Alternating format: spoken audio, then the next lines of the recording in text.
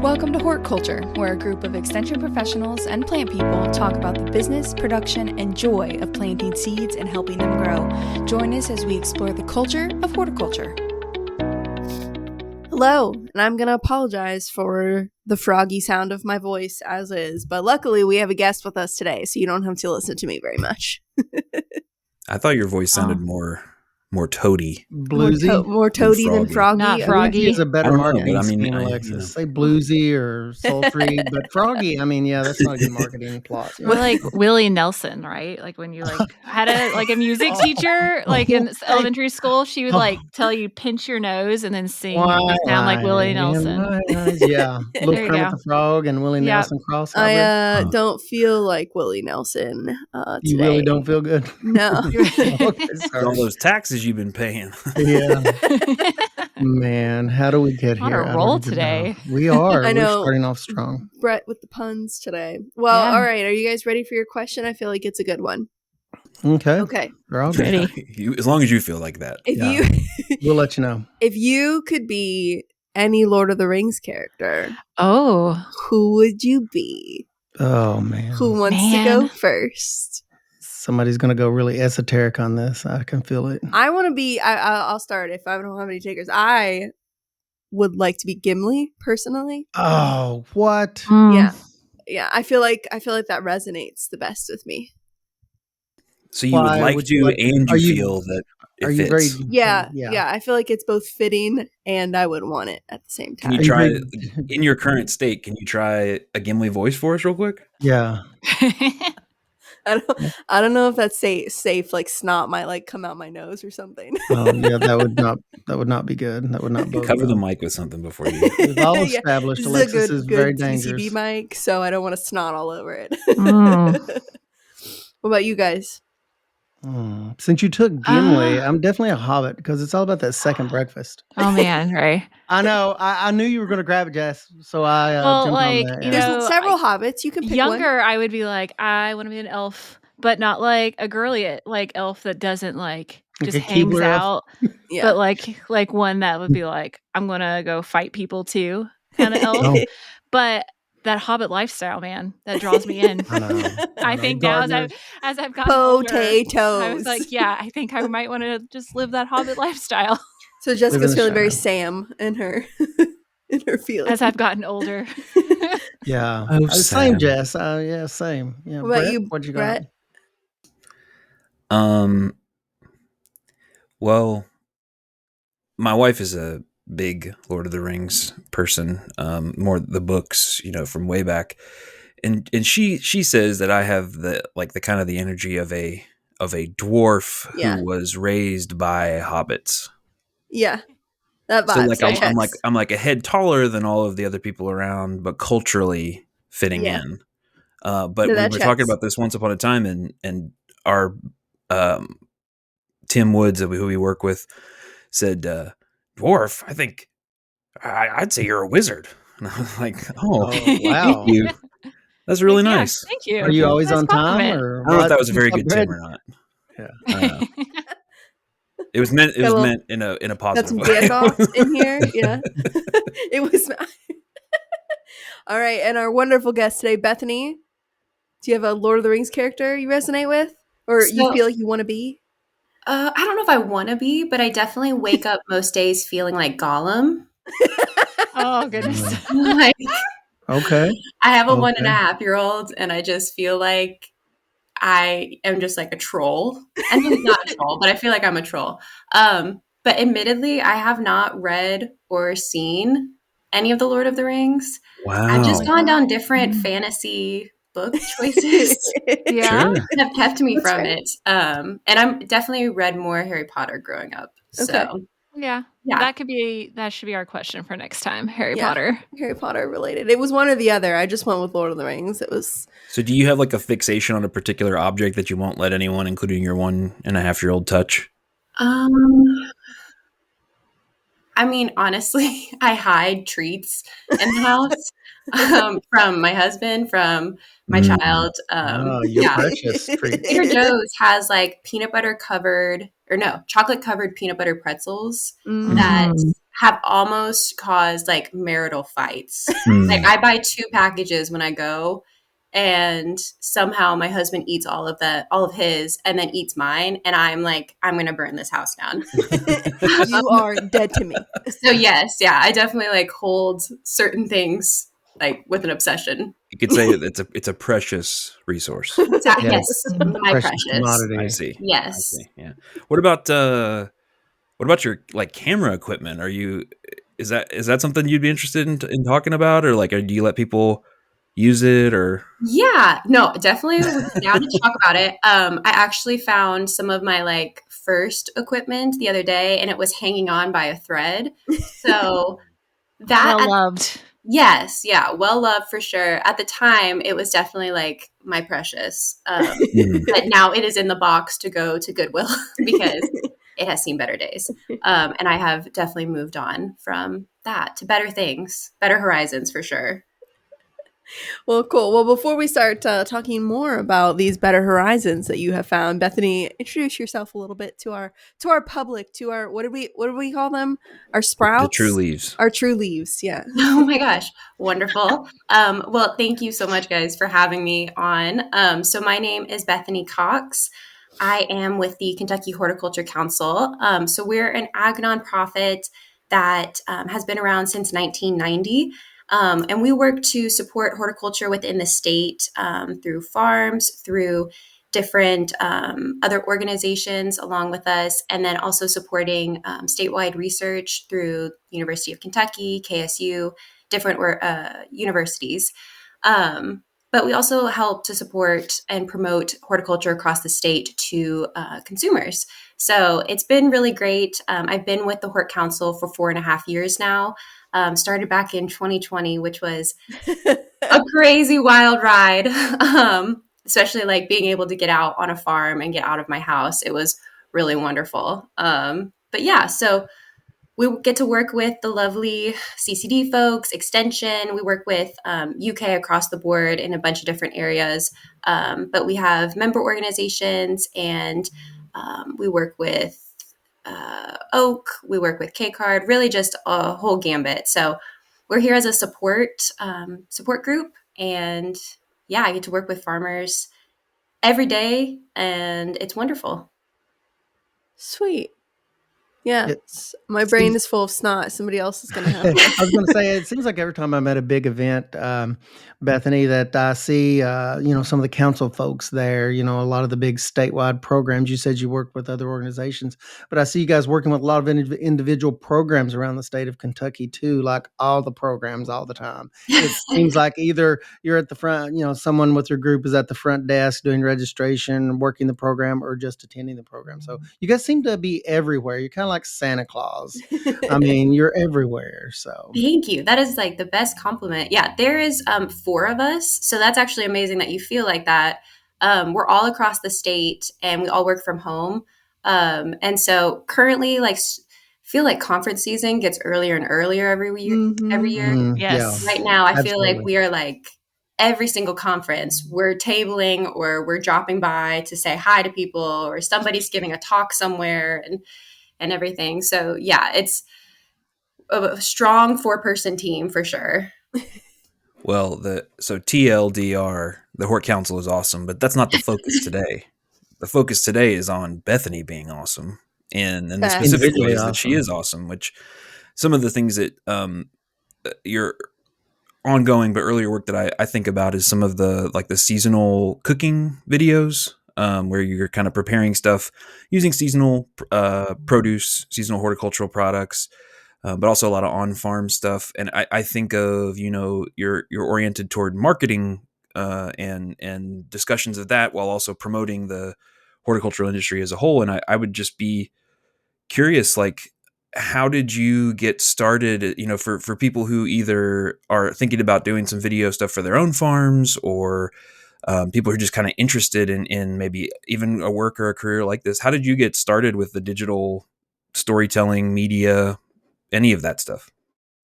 Yeah. So going back like probably way farther than you want to like talk about, but I have always been really interested. I was a really picky eater, like chicken nuggets only, would refuse to eat anything else. I was very stubborn, strong-minded, much to my parents' dismay. But I got involved in cooking classes when I was about 10. Really fell in love with it. The peer pressure of other kids eating things made me eat things. So good peer pressure, right? Yeah, exactly. Yeah, I know. I'm like, it's not all bad. Maybe that's why I like have anxiety still. I don't know. Maybe that was the worst of it. Yeah, No, that's why you hide the snacks. That's it. exactly. Yes. Yes. No, but I really enjoyed doing the cooking classes, and kind of from there, it just like developed into I really wanted to be in the kitchen. I liked eating in general. I mean, we all do. But just getting creative in the kitchen. And so I went to the University of Kentucky. I ended up working at the University of Kentucky's Food Connection, which is incredibly amazing. If there are any students that are listening, you need to go to a cooking class, you need to work there. Chef Tanya is the best. She's a friend and mentor. And during my time there, I really got involved in the like local food scene. So, caring about where your produce comes from, caring about your farmer and your community and all of the things that went into that. I started working at the farmer's market during that time for a farm specifically, and really just got absolutely enveloped in this world. So 2020 happens. I'm still at the Food Connection, and Chef Tanya was, everyone was pivoting at that time. So everything was digital. We're still trying to kind of act like things are normal-ish, as normal as it can be. And so she started doing virtual cooking classes. It was a great way for people to feel somewhat of like a community or a connection. It was very entertaining to watch, and it was fun, something fun to do. And so I was helping behind the scenes with that. And then this job at the Hort Council popped up, and it was kind of just like a really beautiful natural progression from the Food Connection. Cindy Finiseth brought me on, and we had this awesome grant that was covering like farms, farmers markets, and agritourism. And it kind of was a very broad grant that was just kind of like, get creative, do what you want. It's marketing. And so, yeah, my role then and now is direct marketing program coordinator. And so it was really just how can we get both farmers and consumers involved in the marketing of farms. Immediately, first thing, I was like, okay, so how can we do some digital content? And how can I incorporate cooking into this? And so, yeah, I started going out and visiting farms. I have a DSLR camera. And so I kind of just went out to farms. I spent 2 hours talking with the farmer, just kind of getting an idea of their history, some just really interesting things about them. Because at that time, we were really all trying to have farmers share their story. Mm-hmm. And I think it's kind of like comical now because we all say it 14 times over every time we talk to people or, give a talk or something. Still very important. But at that time, we were like, okay, the people want to know you. And so, yeah, so I went out, I would walk around the farm, I would get some, to me, cool pictures and come and get some produce from them, come back, edit the pictures, see what I liked, and then would film a video. And please, no one go back to like the first video. I have to constantly like go back and edit like this and that from them. And I can't even tell you how much I like shrivel into my own skin when I watch like the first couple. I mean, even like recent ones, you always look back, but that first video I did live, which was not something I would suggest. But it was live and I was like trying to make conversation the whole time to my 2 viewers. And it was just, I think I was making like apple fritters, which is not something you should do on camera. Oh. Keep frying. Yeah. So, we'll have links to those in the show notes. Oh yeah, we'll definitely have direct links to those. Please. Oh gosh, yeah. No, so it kind of just, since things were within my control or creative control, I really just kind of changed things from there because I didn't have the technical capacity to do live videos. Oh, sorry, that's my dog. I didn't have the technical capacity to do live videos that way. And so I pivoted to, okay, I'm going to do ones over top. And that's a model that I've stuck with, but things change so much. I mean, I went from like 30-minute videos down to now I'm doing like 12-second videos. And it's one of those things that it's like, I would love, I think there is an avenue for doing longer videos, but I think right now we're trying to keep with like attention spans. Yeah. And that's not to sound bad at all. I mean, I Oh. consume reels like nobody's business. But like the goal is like to entice someone, and then they look at the recipe and they realize, like in the caption I talked about where the farm was and things like that, and now like they're interested in it. So yeah, that was just like a 30,000 foot overview. Well, That's I know great. those videos worked because they captured my attention because I used to watch them all the time. And like, I think, we forget, like you said, those 12-second videos, how much work that still goes into doing that, right? When you're doing those recipes from Oh my just gosh. visiting the farm, to getting the produce, to the prep, and then that short, that recipe you're showing in that 12 seconds, that really takes like 30 plus minutes to, Oh my put gosh. together and do. Well, depending on the recipe, I mean, it's crazy when I'll fill out my timesheet and I'm like, oh my goodness, I spent 4 hours doing this video. Like, and I haven't even edited it yet. But yeah, I mean, especially because when you're trying to show like the best of the best on camera, it was like, okay, I didn't like that swirl that I did with the plant. So I'm going to actually do that 4 more times. And then this has to cool, or I have like a little hot plate that I would film so that I could, cook it on camera. But sometimes that would not work with a certain pan. So I would have to cook it and then bring it back over, and then just all these different things. So, I mean, I always made a mess, for sure. But yeah, there's so much more that goes into it. And when you see like a 8-second video and you're like, oh, cutesy, they cranked that out. Yeah. And nobody's business. Movie magic. Yeah. And I'm like, That's so. Does it all come back to you now when professors used to say it is harder to write briefly than it is to write something like long form? And yes. The same is true for video. It very much is, especially in the case that you're talking about, it sounds like. Like, at least with live videos, you don't edit that. Like, you just post it. I mean, unfortunately, it is what it is. Yeah, there's no post-processing, Yeah, but also, you don't have to listen to your own voice when you're editing or doing audio voiceover. Over and over again, yeah. Oh my gosh. I mean, the editing, so when things moved from the live, that one video, the live to, like I said, still longer videos to, trying to keep them under 10 minutes, I was doing the voiceover for those. The voiceover itself, because I'm me, took so long because I would record it. I was like, that was awkward. Or I'd record it and say, that didn't get the point across that I wanted it to. Because I was talking about the farms and I was trying to really convey, what amazing farmers we have in the state.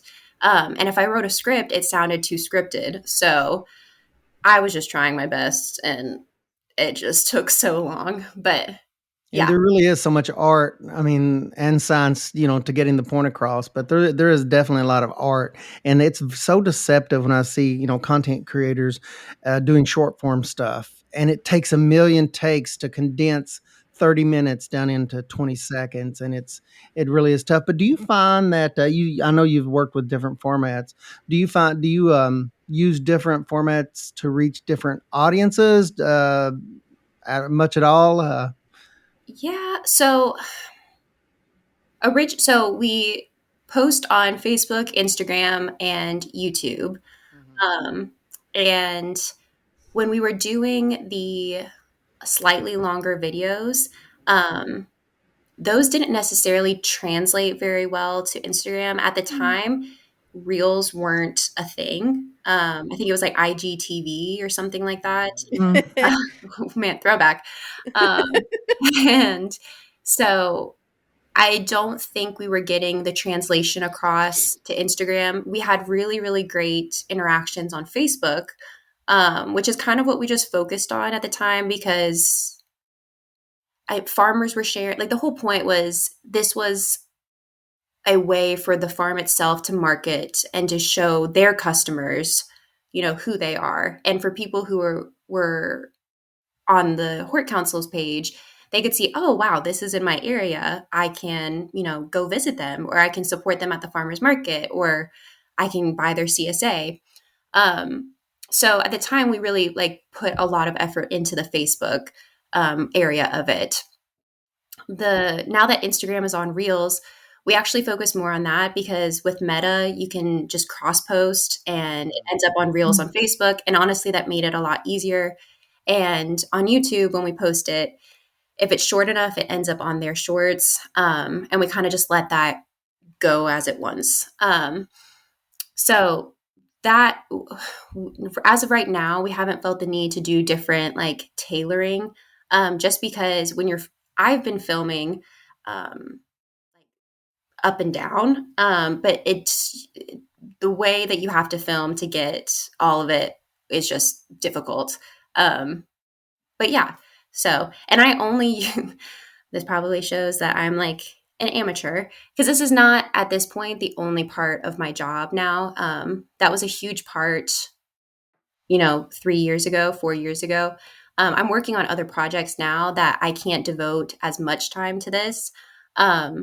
But yeah, I use iMovie. I have not had an issue with that thus far, aside from running out of storage on my laptop. Oh, yeah. How many family photos can you delete before it's this feels really bad? But I've really enjoyed that. I have coworkers that have worked with Adobe, and that definitely has a much bigger learning curve with it. But I just find the things that I can use that are working, if it's not broke, why fix it? Sure. It sounds like you've looked into the numbers a lot on that stuff. So it's cool. Yeah. Sorry, Brett, go ahead. Well, it's okay. I mean, I would just say, one, you're just to say, that's not amateur. That's choosing an elegant solution for a problem. But it also, I think, importantly reflects the position that a lot of folks in our producer and business communities are in too, where they're trying to do lots of different things. And so I think that there's a lot of times where you'll have perspectives from having actually done it while also having competing other interests that allows you to speak to supporting them. And I'm curious, have you seen interest in uptake of some of the video content, whether that just be simple iPhone shot reels or from the producer community? Oh yeah, 100%. Especially because currently the media that does best is video content. That's something that I think, Brett, you and I have talked about with farmers markets, with different farms. Every time that I'm talking with farmers, I will say, live videos do best, which I completely understand if that's not something that you feel comfortable with, because personally, I do not flourish, like I said, live. But I know a lot of markets that will do that. But video in general, if you can get that out there, and like I said, especially a shorter video that can capture attention, it's the best thing that you can do. So I've seen a lot of different farms and producers that are getting into that, in whatever way that they can. And some of them are starting out and they'll just film, a day on the farm, or they're not going to sit down necessarily and take 3 hours to edit something. And that's, not what I'm aiming for when I talk about this.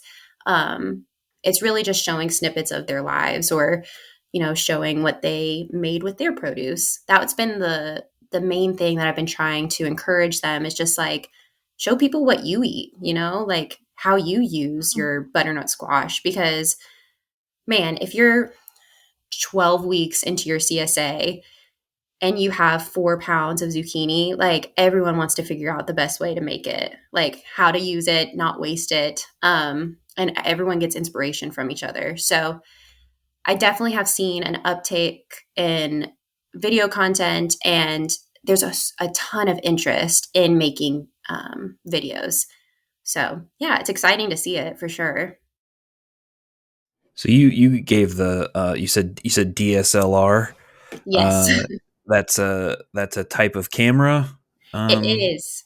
And Yes. if basically, if you've bought a decent digital camera in the last 10 years or so, it was very likely a DSLR. It might be a mirrorless camera, but it's likely a DSLR. So it's a achievable, attainable type camera. What other equipment and stuff, and even like as you're setting stuff up, do you use like lights from your house, or do you use like what other kind of stuff do you use? What's your setup like now?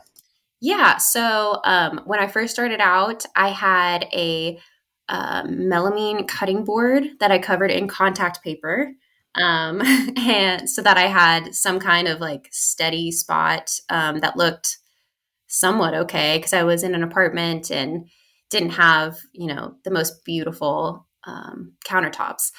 So that was nice. It kept continuity as well. I had a very inexpensive lighting system that I would use, especially because there were times that I was filming at night. And so that was nice that I could somewhat control the shadows. I mean, like I said, I am an amateur. I have more experience now, but I wasn't going to be able to spend, $200 on a really incredible lighting system. And I don't think that's necessary. Like, at least in the area that I'm in, I think I get the point across, and I'm very proud of the videos. I think some of them have turned out really beautiful.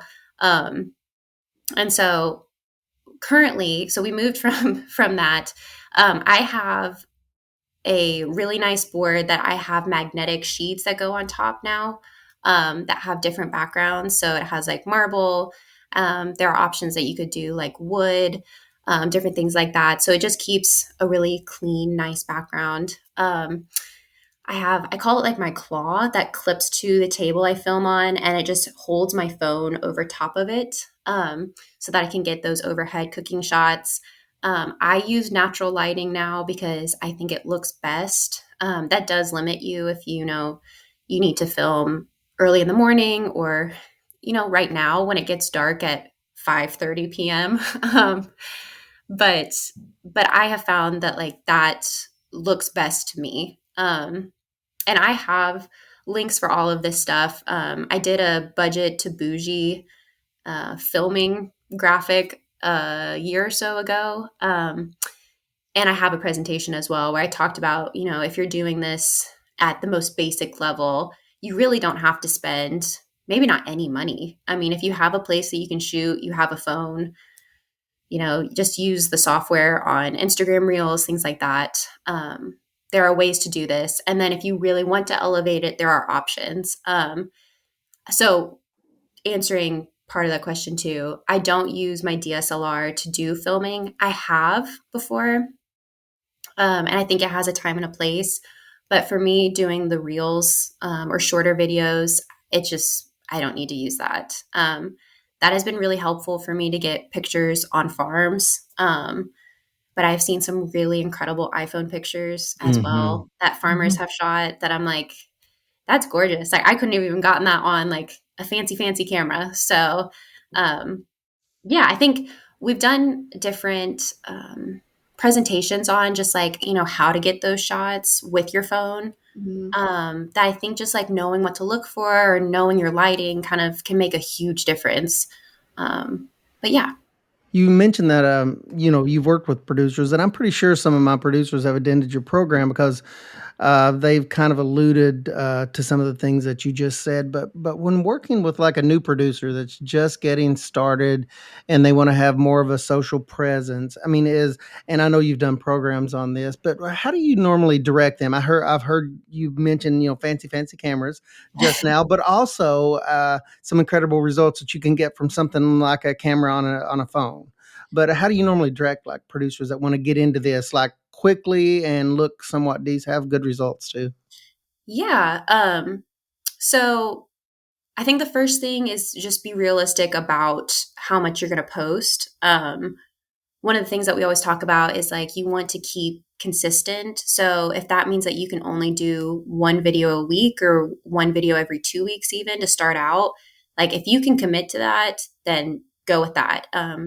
Don't set out and say you're going to do 6 videos this week unless you're just filming your day, and that's really easy to do.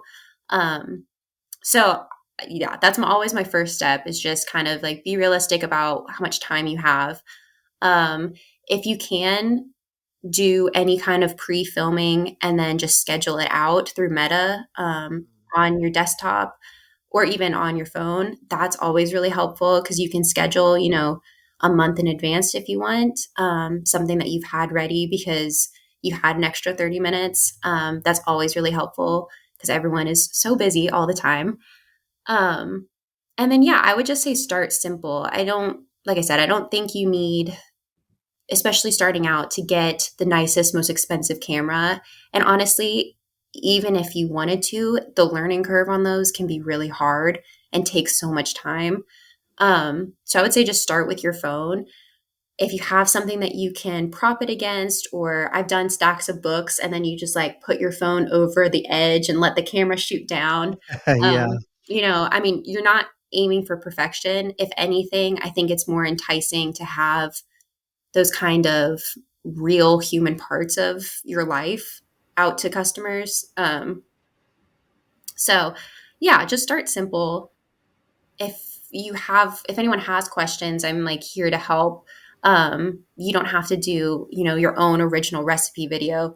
You can find something on Pinterest and just say like, hey, I made this and this was awesome, and take a look, like that kind of thing. But yeah, just getting started, I think honestly is like the first step. Yeah, and I'm guessing like and the ones that seem like that do it well, or have pretty good hits, pretty good metrics behind some of the social content that they do, the farms that I work with, it seems like that they do look at the numbers. They look at the time of day when they post and see what gets them the best hit, or they just go online and do a little reading of frequency and timing and things like that, and they have a very specific interest and they go after that. And usually them being producers and marketers wrapped all up in one big ball, they don't have any time whatsoever. So that's the thing they go for is the best camera, which is the one that they have on them, which is typically a phone.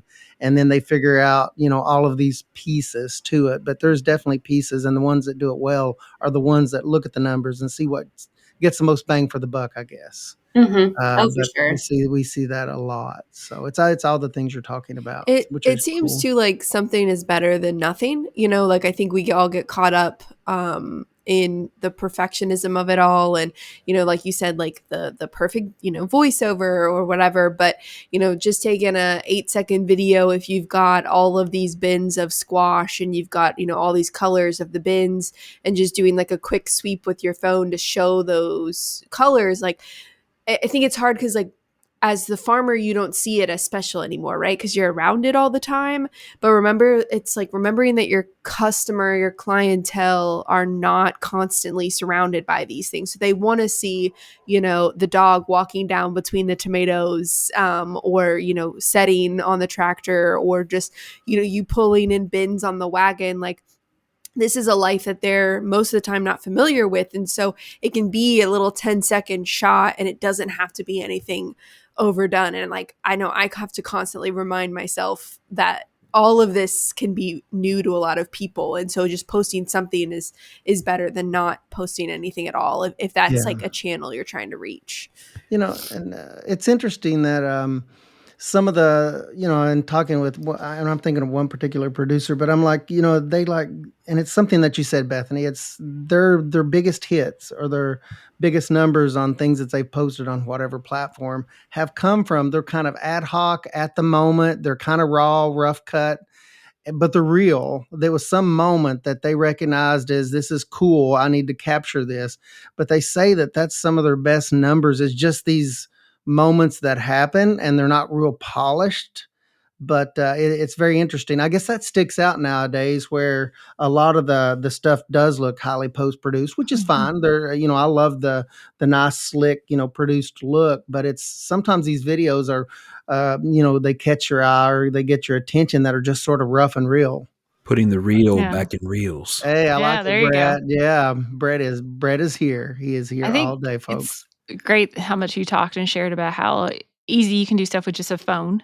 Yeah, whether it be an iPhone or an Android or whatever you have, because I think that can be intimidating for people who want to start marketing. I have a grower in our county who is really bumping up their produce, but they no marketing background, and they're both I love them to death, and they could be my grandparents, but they're definitely senior citizens, right? And so they're just like, we have no idea how to start this, but they both have smartphones.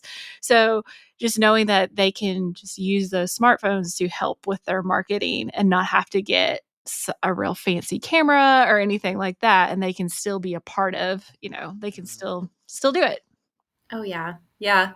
And I mean, what you're talking about, Ray, like the authenticity of it all is really just like that is what people want to see now. Like you said, like it is. I think because things are looking so perfect in other areas, like people want to see other people's lives looking like theirs. They want to see the mistakes. They want to see, I mean, I think like sometimes people's blooper reels where they completely, I mean, it's ones that like do the best for people. My goodness, I've compiled a whole bunch of videos where I've just like spilled things everywhere, and I've just like I've shattered a plate, I've like done something, and I'm like, okay, we need to like compile this because this is the real part of it. I mean, the B-roll is the gold. Yes, yeah. Mm-hmm.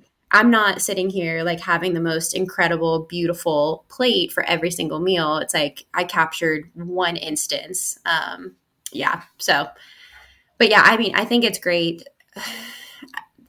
in the world of social media, like, and having a phone that has a camera on it, you really have like zero barriers to enter the marketing area. And that is like one of the hardest areas.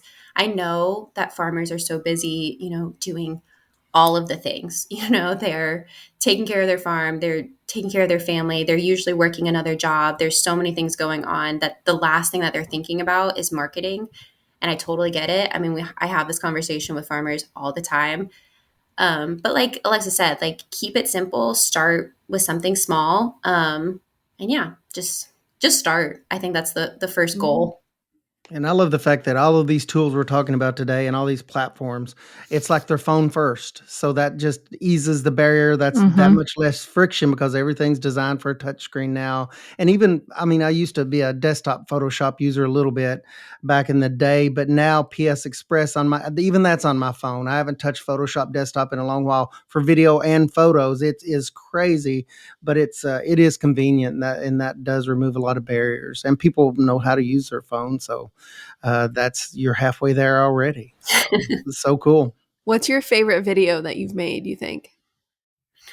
I did a honey nut squash gnocchi last year with brown butter. Yum. And it was so good. Like I was like dancing behind the camera. Like I took pictures of it on my phone, like just for me, that I've kept all. I don't keep the video once I've posted it, because it takes fills a lot up. of data. Yeah. I have saved every one of the filming videos for that because I'm like, the light was just beautiful. I just loved it. But yeah, I mean, I love the dessert ones as well. We do, one year I did 24 days of Christmas, which was a lot. Yeah. That's a commitment. Wow. But now we do 12 days of Christmas, using like local products, and there's always some kind of treat in there that's really nice to have, and everything. So yeah, it's really fun, and it gets me in like out of a creativity rut, especially, this time of year when there is still a ton of produce that I don't know if like consumers realize that there's a ton still being grown, especially with like season extension and high tunnels, and greenhouses and everything. But it definitely gets you like trying to get really creative when you're like, okay, so we don't have tomatoes right now. So we have kohlrabi. Exactly. And it's like, how can I make kohlrabi sexy for Christmas? Yeah. a little crunchy, a little butter. Yeah. Yeah, exactly. You just said butter. Maybe My like attention just swept back. Branded as like Cole Robert. How about cool Robbie? You know, like Stefan Urkel, you know? Oh, nice. Stefan Urkel. Once we start, we will not Cole stop. Robert. We get going. Not your grandma's kohlrabi. That's it. I don't know. I feel excited about it. We need that on a shirt. Ooh, yeah. I like it. Doesn't Food Connection have some really good plant pun shirts now? Yes. Yeah. Yes, they do. Yeah, I'm pretty jealous of that. I want all the plant pun shirts. Cool Robbie. I think that needs to be the next That's a good one. We'll send a suggestion in. See what they do. See if we can end up on a t-shirt memorialized. It'll be amazing. It's such good stuff. It seems like farms and farm operations, particularly or even horticulture operations with all the colors and unique production practices, it lends itself very well to getting the word out about all the awesome things that local producers are doing. And you nailed it. Some producers that are doing the best job, I'm like, oh man, what did you just do? That was so cool. Or they did something that was kind of beautiful and, the sun setting over this, patch of whatever vegetables, and they don't see it sometimes. And I like that when you said that you just have to kind of see it and know the value in that and the value that it may hold for other people. And hopefully that'll translate into the marketing of your operation and the bottom line. So it all comes together in the grand scheme of things, but you got to do it. You got to do it. So as we wind down here, I'd love for you to leave us with a couple of the recipes that you've either tried or are wanting to try this time of year. You mentioned there's some a good variety of produce, and if you factor in value added stuff, a whole lot more than that. What are some things you think some good snacks, whether that be a meal snack or a snack or a dessert snack, whichever subcategory of snack, using some local products this time of year that for you is like this is the joy of the season? Oh, yes. Well, I will drop this first because we have Thanksgiving coming up next week. And one of the most wasted, here's my food waste part coming out. One of the most wasted leftovers is mashed potatoes. And so we have a recipe out that I can share that is for a mashed potato gnocchi. As you can tell, really big gnocchi girl over here.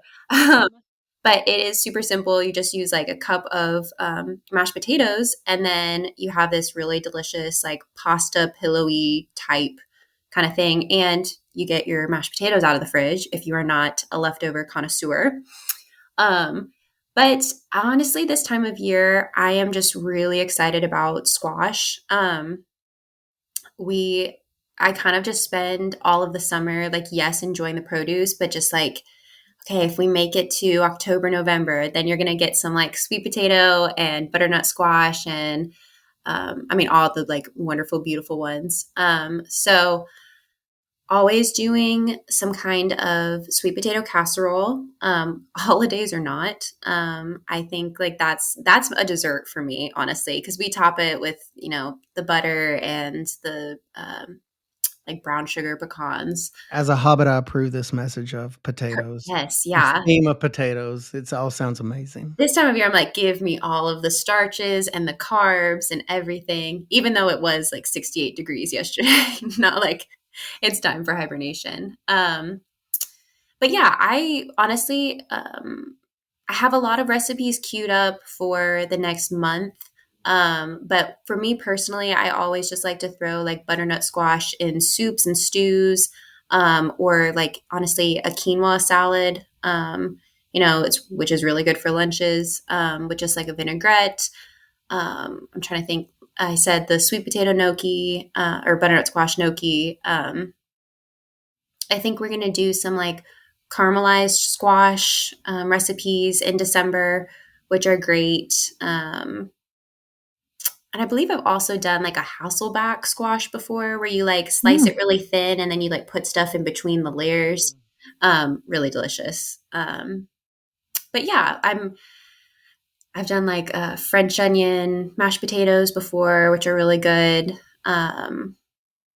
Yeah, I'm really sticking to the carbs theme, but it's a good theme. It's a good theme. Yes, and I did a broccoli and wild rice casserole last year. That was really good, and I brought it to some holiday meals. And it's like a great vegetarian side dish. That was super creamy and buttery and wonderful. And I had local broccoli, so incredible. You're all good to go then for all the holiday like parties and everything, right? I mean, you have just like a whole bag of recipes to pull from, and I overcommit, and then it's like I'm frantically in the kitchen trying to get this all together, and I'm like, why did I do this to myself? But yeah, it's kind of my love language. Like I love feeding people. And you would think that I would be really confident in it, but every time I make it, I'm like, it's not my best. But I don't even say that as like asking for compliments. I truly believe I'm like, I messed this one up, but eat it anyway. Too bad. This is what you're getting. This is, yeah. And it's amazing anyways. So, yeah.